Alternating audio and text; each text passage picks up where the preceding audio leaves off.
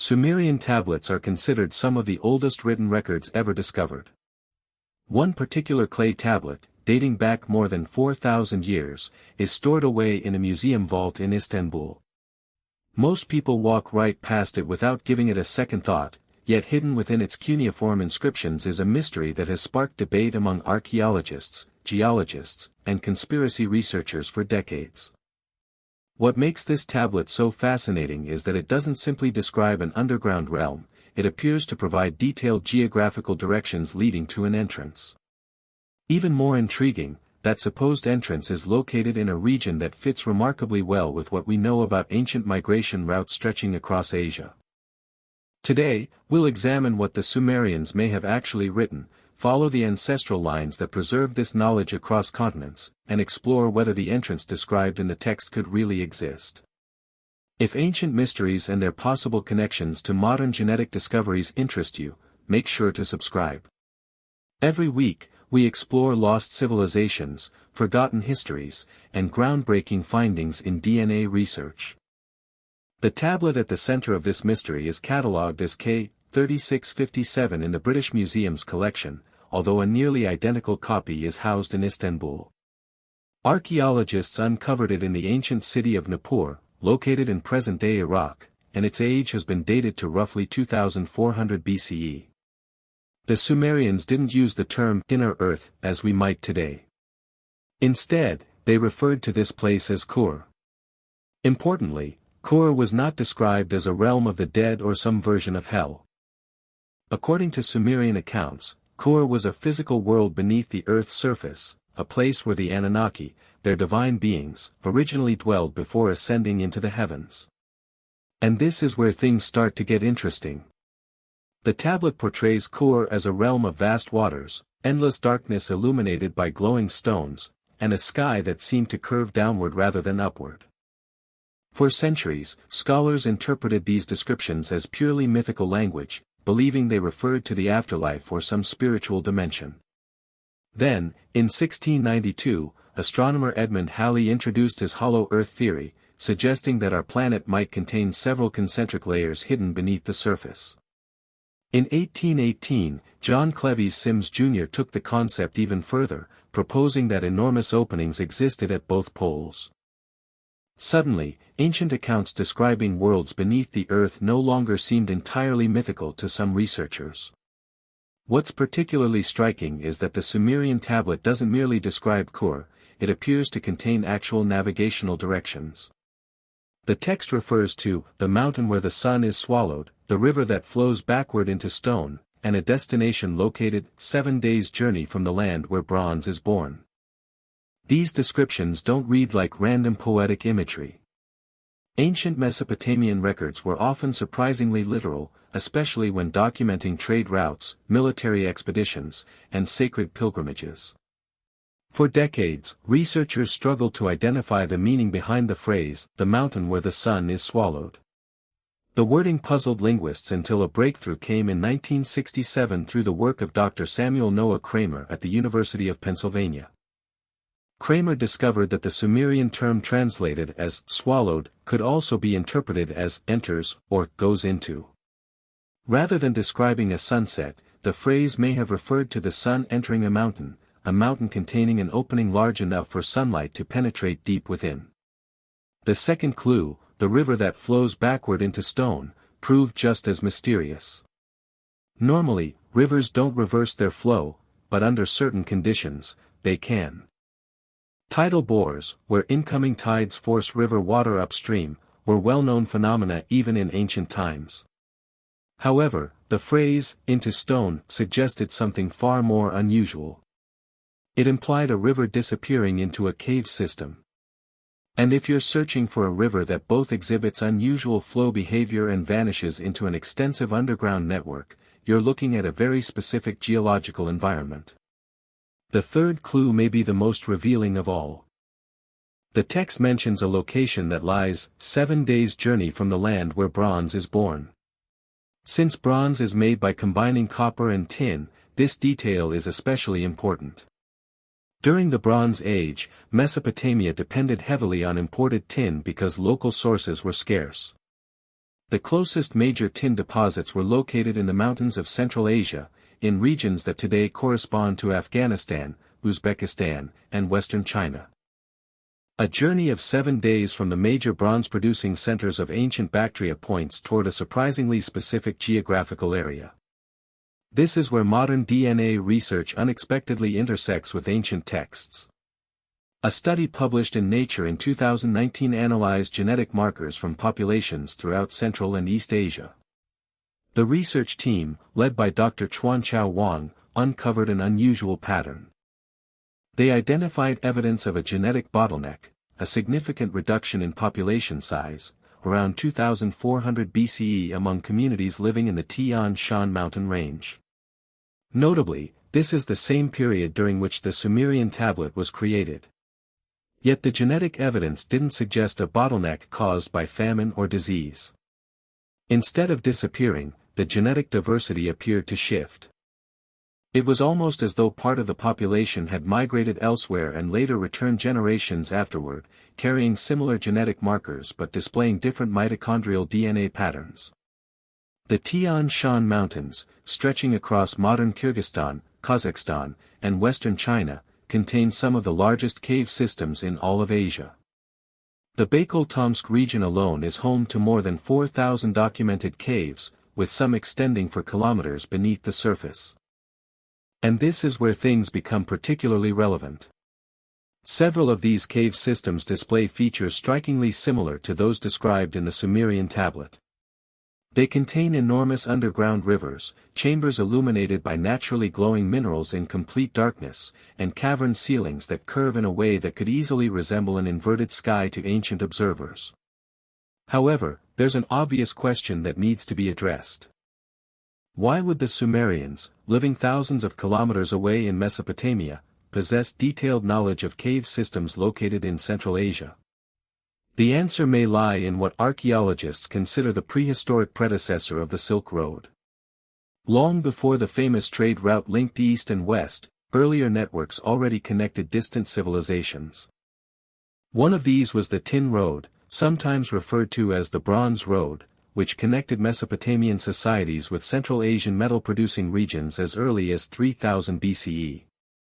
Clay tablets recovered from the Sumerian city of Ur describe merchant expeditions that lasted for months and crossed mountainous territories in search of tin. These were not simple trading trips. They were carefully documented journeys that recorded navigation points, resting locations, and major geographical landmarks along the route. Viewed through this lens, the tablet describing Kur fits neatly into the context of long-distance exploration. Rather than being purely mythology, it could represent a traveler's account of an extraordinary geological discovery encountered during a tin trading expedition. Now let's look more closely at the proposed location. When the three clues from the tablet are compared with known ancient tin trade routes, they converge on a specific area, the Fergana Valley, which spans parts of modern Uzbekistan, Kyrgyzstan, and Tajikistan. In antiquity, this region was an important center of bronze production. It also sat directly along major trade corridors connecting Mesopotamia with Central Asia. Most importantly, it contains a site that appears to match every major detail described in the Sumerian text, the Kanaigut cave system, known in local Tajik folklore as the Gateway Cave. The entrance is situated at the base of a mountain where the cave's orientation allows sunlight to penetrate deep into the system during the summer solstice. In other words, it could fit the description of the mountain where the sun enters. Inside the cave network, an underground river flows through the passages. According to reports, tidal influences from a vast subterranean lake cause the river to reverse direction twice each day. That would align remarkably well with the description of the river that flows backward.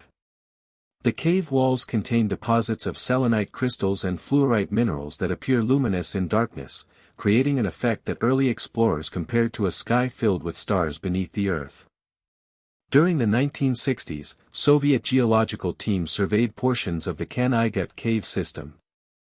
What they discovered was extraordinary. The mapped sections alone extended for at least 14 kilometers, while sonar readings suggested that the cave network continued much farther into unexplored depths underground. temperature measurements revealed signs of geothermal activity originating far beneath the surface. Acoustic surveys also uncovered enormous hollow spaces hidden deep within the mountain, with some chambers estimated to exceed 300 meters in height. But the Soviet surveys uncovered something even more surprising.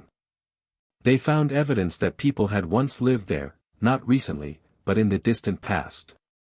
Among the discoveries were Bronze Age pottery fragments, pieces of ancient tools, and, most intriguingly, carved symbols etched into the cave walls that didn't match any known local culture. Those symbols were Sumerian. Not symbols merely influenced by Sumerian writing, and not markings that vaguely resembled it.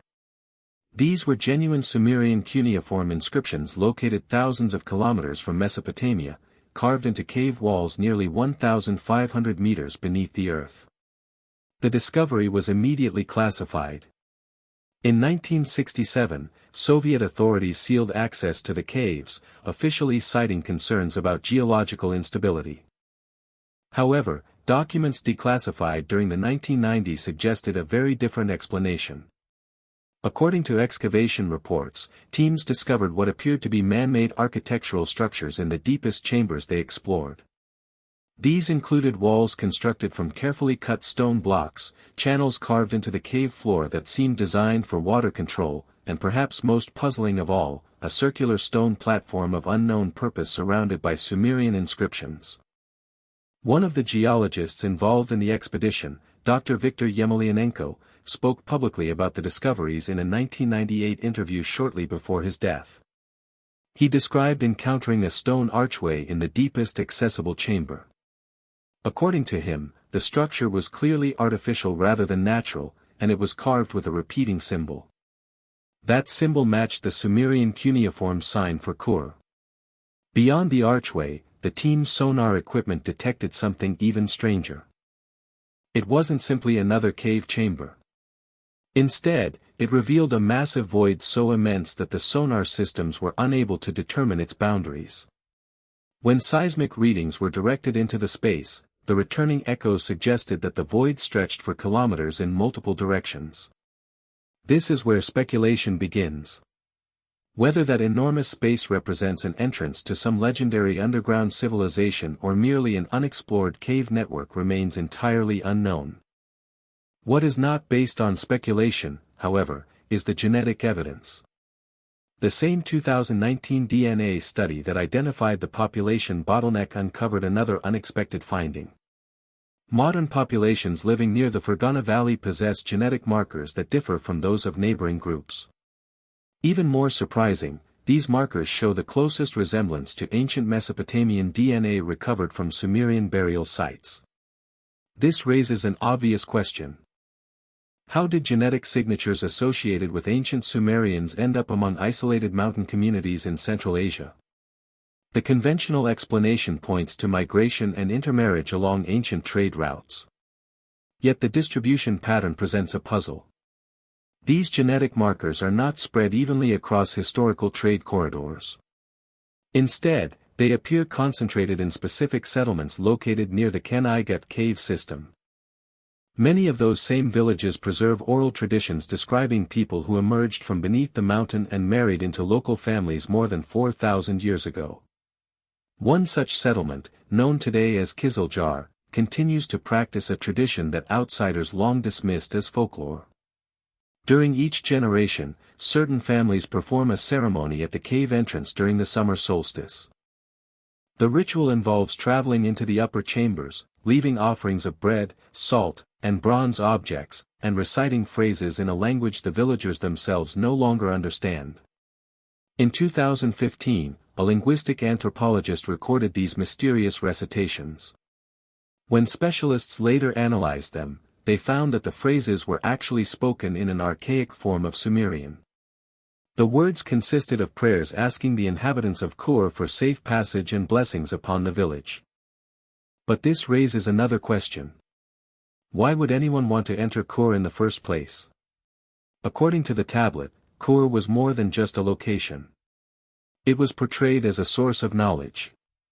The text describes the Anunnaki teaching humanity the secrets of the earth's blood, a phrase that many scholars now interpret as a reference to mining and metallurgy. This interpretation is particularly interesting because advanced bronze working techniques, smelting methods, and alloy production appeared in Mesopotamia around 3000 BCE with surprisingly little evidence of gradual development. The tablet also refers to something described as stones that hold fire without burning. For centuries, scholars dismissed this phrase as symbolic or poetic language.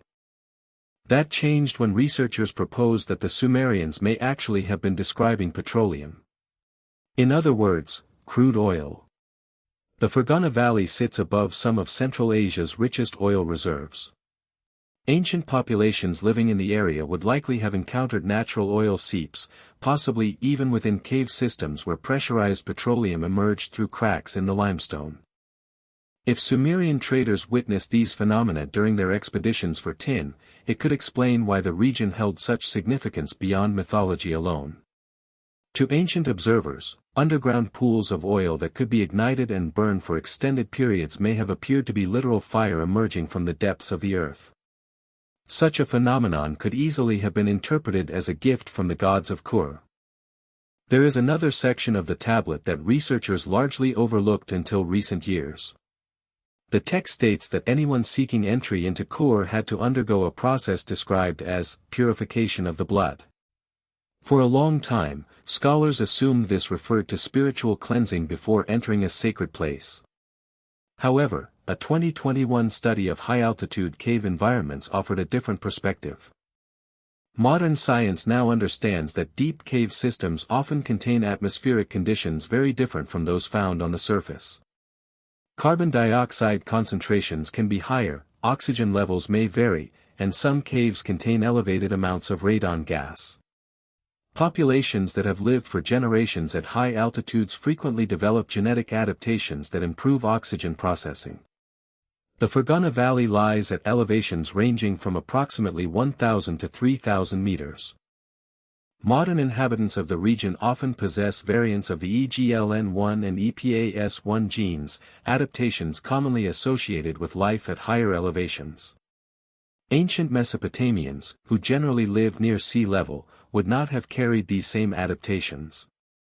A traveler journeying from Mesopotamia into high mountain environments and then descending into deep cave systems with unusual atmospheric conditions could experience severe altitude sickness, oxygen deprivation, and potentially life-threatening physiological stress. Viewed through this lens, purification of the blood may not have been symbolic at all. It could have reflected an early understanding that only certain individuals, those whose bodies were suited to the environment, could safely enter the deepest sections of the cave network. This interpretation may also explain why the Sumerian texts describe lengthy preparation periods and why only selected individuals were permitted to descend into Kur.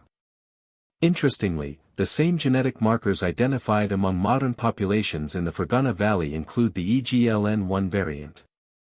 What's particularly unusual is that this adaptation appears at higher frequencies there than in surrounding regions, suggesting a strong evolutionary advantage within that specific environment. It is almost as if survival in that location favored people carrying that particular genetic trait. Now we arrive at the most controversial aspect of the story, the hollow Earth theory. Do the Sumerian tablets truly describe a hollow planet inhabited by civilizations living beneath the surface? Almost certainly not. Modern seismology has conclusively demonstrated that Earth consists of a crust, mantle, and core. There is no evidence for enormous hollow spaces capable of housing vast underground civilizations. That said, this does not necessarily mean the ancient accounts were entirely fictional. A more likely explanation is that they combine genuine geographical discoveries with the scientific limitations and cultural interpretations of the time.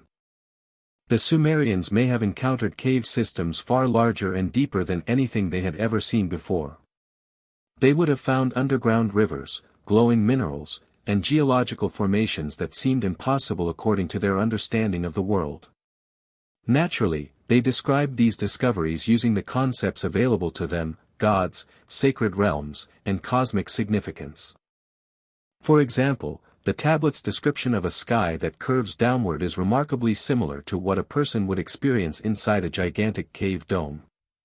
Standing in a chamber hundreds of meters high, with luminous minerals scattered across the ceiling, could easily create the impression of an inverted sky arching overhead. Likewise, the references to great waters align closely with underground lakes and rivers. The eternal darkness interrupted by glowing stones resembles the appearance of luminescent cave minerals. In other words, what the Sumerians described may have been entirely real. Their interpretation, however, was filtered through their religious worldview. Rather than serving as a gateway to a hidden civilization inside the earth, Kor may have been an extraordinary natural wonder that inspired mythological explanations. Even so, the Soviet discoveries leave important questions unanswered. What about the architectural structures and the mysterious circular platform reportedly found in 1967? If these features were merely natural formations, why classify the findings? Why seal off the caves? Official Soviet records pointed to geological instability as the reason. Yet seismographic data from the area shows no significant instability severe enough to justify permanently restricting access. One explanation was proposed in 2003 by Russian archaeologist Dr. Larissa Kulikova. She suggested that the Soviet team may have uncovered evidence of ancient mining operations rather than anything connected to mythical underground civilizations. According to this theory, Bronze Age miners discovered rich deposits of copper and tin deep within the cave system and built infrastructure to extract those resources. The circular platform could have functioned as a smelting area. The carved channels may have served as ore washing systems. And the Sumerian inscriptions might have acted as ownership markers, religious dedications, or records associated with mining activity. This explanation is certainly plausible.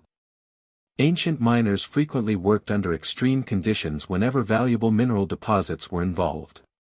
Sumerian involvement in Central Asian tin trade is already well documented. Discovering evidence that they actively mined the resources themselves, rather than simply trading for them, would be historically significant without necessarily overturning accepted history. At the same time, such a finding might have conflicted with Soviet narratives concerning regional industrial development and resource ownership, potentially explaining why the discoveries were classified and the caves closed. Yet one mystery remains unresolved. Dr. Yemelyanenko's account of the enormous sonar-detected void has never been adequately explained. A space so vast that sonar equipment could not determine its limits is not characteristic of typical cave formations. Nor does it resemble an ancient mining operation. Even the largest cave chambers known today, such as Hang Son Doong in Vietnam or the Miao Room in China, are immense yet still capable of being mapped using standard surveying technology. A void so large that sonar equipment cannot properly map it points to one of two possibilities: either the instruments malfunctioned, or the explorers encountered something genuinely unusual. In 2018, an independent research team set out to investigate the Ken-i-Gut cave system for themselves. After more than 50 years, many of the Soviet-era seals had deteriorated, and local authorities, no longer operating under Soviet security restrictions, allowed the group limited access to the site. The expedition consisted of geologists, archaeologists, and documentary filmmakers, all interested in uncovering what might still be hidden inside the caves. The team managed to travel roughly 2.4 kilometers into the system before reaching a collapsed section. What caught their attention was that the obstruction didn't appear to be the result of a natural cave-in. Instead, the blockage seemed deliberate, consisting of carefully placed stone rather than randomly fallen rock. Using ground-penetrating radar, the researchers determined that the collapsed section extended only about 6 meters deep. Beyond that barrier, the cave network appeared to continue. Unfortunately, lacking both excavation equipment and the necessary permits, they were unable to investigate any further. The findings they later published confirmed the presence of Bronze Age pottery fragments, ancient tools, and, perhaps most importantly, Sumerian cuneiform inscriptions carved into cave walls roughly 800 meters from the entrance. Several of the inscriptions contained wording that closely matched passages found on the Nippur tablet. The same descriptions of the journey into Kur appeared again, using nearly identical phrasing. However, these cave inscriptions included details that were absent from the original tablet. Among them were warnings and specific guidance about which passages should be followed and which should be avoided. They also referred to something described as the breath that steals life. Modern cave explorers immediately recognized this as a practical warning. Deep cave systems often contain pockets of carbon dioxide and areas with dangerously low oxygen levels, both of which can be deadly to unsuspecting explorers. Viewed from this perspective, what we're looking at is not mythology at all. Instead, it resembles an ancient safety guide. The Sumerians who traveled to this location appear to have recorded their experiences by blending practical instructions with religious and cultural symbolism. Rather than saying, "This is a magical gateway to the underworld," the text may have been communicating something much more practical.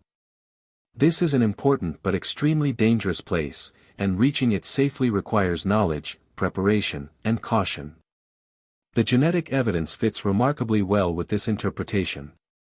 The presence of Mesopotamian DNA markers within local populations suggests long-term interaction over many generations. This wasn't likely the result of a single expedition. Instead, it points toward repeated journeys and sustained contact. Mining operations would naturally require such a pattern. Sumerian traders, supervisors, and technical specialists may have established semi-permanent communities in the region. Over time, intermarriage, cultural exchange, and the transfer of knowledge could have created traditions that preserved both practical information and spiritual significance. Even the ceremonies still practiced by modern villages near the cave entrance may represent distant echoes of those ancient activities. The offerings of bread, salt, and bronze may not have originated as mystical rituals at all. They could simply symbolize the essential resources that supported mining communities. Bread represented sustenance. Salt represented preservation. Bronze represented craftsmanship, metallurgy, and the economic purpose of the expeditions themselves. Likewise, the Sumerian prayers recited during these ceremonies may once have served entirely practical functions. What are now regarded as sacred invocations may originally have been work chants, safety reminders, or coordination phrases used by mining teams operating in dangerous underground environments. Over thousands of years, those functional traditions could easily have evolved into ritual recitations. Far from diminishing the importance of the discovery, this interpretation arguably makes it even more remarkable. Using only Bronze Age technology and a limited scientific understanding of the natural world, the Sumerians managed to explore and document one of Central Asia's most challenging cave systems. They established trade networks stretching across thousands of kilometers. They shared advanced metallurgical knowledge between distant cultures. And perhaps most impressively, they left behind records detailed enough that, for millennia later, researchers can still trace their routes and identify the places they described. Yet significant mysteries remain unsolved. No one knows what lies beyond the deliberately blocked section deep within the Kan-i-Gut cave system. No one can say with certainty whether the Soviet sonar readings were accurate. The architectural structures reportedly discovered by Soviet teams remain undocumented in any publicly available detail.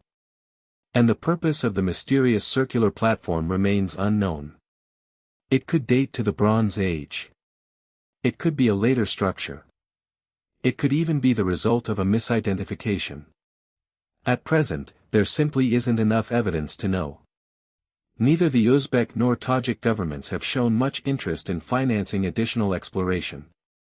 The region is remote, politically sensitive, and difficult to access. From a practical standpoint, the costs and logistical challenges associated with a large-scale archaeological investigation are substantial. The researchers involved in the 2018 expedition submitted requests for permits that would allow them to clear the collapse zone and continue their investigation. As of today, those applications remain caught in administrative review. So where does all of this leave us? The Sumerian tablet known as K 3657 appears to describe a real geographical location. Its clues point consistently toward the Fergana Valley and, more specifically, toward the Kan-i-Gut cave system. Archaeological discoveries confirm a Sumerian presence in the region. Genetic studies suggest long-term contact between Mesopotamian and Central Asian populations. Soviet investigators in the 1960s encountered something significant enough to warrant classification and restricted access. And modern efforts to explore further have repeatedly been delayed or blocked. Does any of this prove the existence of an underground civilization inside a hollow Earth? No. The hollow Earth concept is incompatible with what modern science understands about the structure of our planet. However, does the evidence point toward a vast and largely unexplored cave network containing Bronze Age archaeological remains and potentially valuable mineral deposits? That possibility seems far more realistic. And does the Sumerian tablet provide accurate directions leading to that location? Based on the available evidence, the answer appears to be yes. What makes this story important isn't necessarily the mythology itself. It's the information hidden within the mythology. An ancient civilization explored unfamiliar territory and recorded what it found using the language, beliefs, and concepts available at the time. In doing so, they may have left behind a map that still functions thousands of years later. The next time you encounter an ancient account describing subterranean realms or mysterious underground worlds, consider another possibility. Perhaps ancient people were not inventing fantasy stories. Perhaps they were documenting real places and experiences, using a cultural framework that translated the unknown into something meaningful. The so-called gods of Kor may not have been supernatural beings at all. They may have been miners, engineers, or specialists whose knowledge appeared extraordinary to Bronze Age observers. The truth is not always less fascinating than the myth. In some cases, the reality may be even more impressive. A network of Bronze Age mining operations stretching across continents, maintained over generations, recorded in cuneiform writing, and echoed within modern genetic evidence is a remarkable story in its own right. And somewhere beneath a mountain in Central Asia, beyond a tunnel that appears to have been intentionally sealed, answers may still remain hidden. For now, the Kan-i-Gut caves remain closed. The permits for further exploration remain unresolved. And the Sumerian tablet continues to sit quietly in a museum collection, its directions seemingly accurate, its warning still relevant, and its message pointing toward a place that humanity has only begun to understand. As we've seen, the mystery of Kor may not be a tale of a hidden world beneath the earth, but the story of real people exploring places that few others dared to enter. Across thousands of years, fragments of their journey survived through clay tablets, cave inscriptions, archaeological discoveries, and even traces hidden within human DNA. Yet many questions remain unanswered. What lies beyond the collapsed passage deep within the Kan-i-Gut cave system? Were the Soviet reports completely accurate? And how much of the Sumerians' knowledge has been lost to time? Until those questions are answered, the mystery remains open. If you found this investigation fascinating, help others discover it too. Share this video with your friends, family, or anyone who enjoys ancient mysteries, archaeology, and hidden chapters of human history. Every share helps bring these forgotten stories to a wider audience and supports future research into mysteries like this one. And if you'd like to see more deep dives into lost civilizations, unexplained discoveries, and the secrets hidden in ancient texts, don't forget to subscribe and turn on notifications. Thanks for watching, and we'll see you in the next mystery.